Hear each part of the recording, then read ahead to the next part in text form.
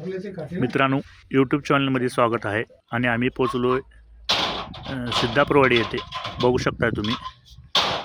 आणि इथं साप गेलाय म्हणत आहेत, बघू शकता एकदमच अडचणीच्या जागेला हा साप बसलेला आहे आणि नाग साप आहे, बघू शकता तुम्ही। भरपूरच विषारी साप आहे आणि इथं आतमध्ये जाऊन बसलेला आहे आणि आता आम्ही त्याला व्यवस्थितरित्या बाहेर काढू, बघू शकता तुम्ही।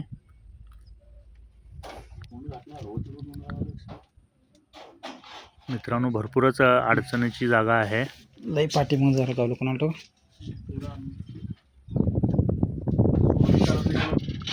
आणि येथील मालकांच्या पायाखालून गेलेला होता साप।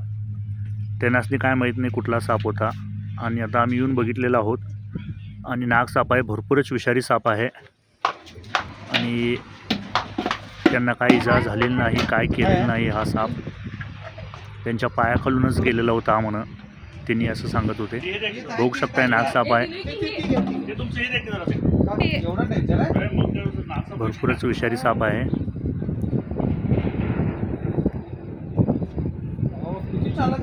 राजवर्धन ट्रेडर्स सिद्धापूरवाडी येथे हा साप आलेला आहे, बघू शकताय तुम्ही। आणि आम्ही ह्या सापाला आता व्यवस्थित डब्यामध्ये पॅक करू, बघू शकताय तुम्ही।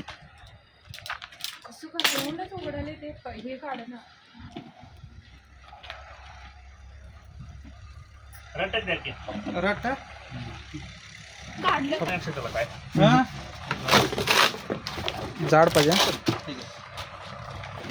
रात्रीचे 9 वाजलेले आहेत आणि आम्ही इथं जाग्यावरून उठून बघितलो की कुठला साप आहे, नाग साप होता। भरपूरच विषारी असा हा साप इथं आढळून आला आहे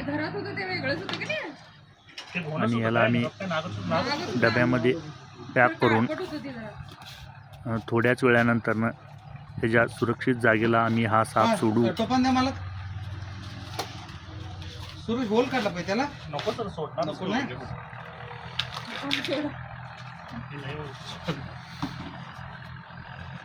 वरती आहे सर तोंड, वरती आहे तोंड सर, तोंड वरती आहे। आणि सापाची पुरेपूर माहिती घेऊनच कोणी पण साप पकडावं। आणि आम्ही पोचलो इथं सिद्धापूरवाडी येथे राजवर्धन ट्रेडर्स इथे आणि भरपूरच विषारी साप नाग साप आहे आणि सतत प्रयत्नानंतर हा साप आम्ही पकडलेला आहोत आणि मालक एक 2 गोष्टी बोलतील। हे विषारी साप आहे लय। सुरेश शितोळे यांना आम्ही फोन केलो आणि अडचणीच्या जागेला येऊन त्यांनी काय तर प्रयत्न करून धरलेला आहे हा साप आणि हे असलं काम हे करायचं म्हणजे लय विशेष आहे।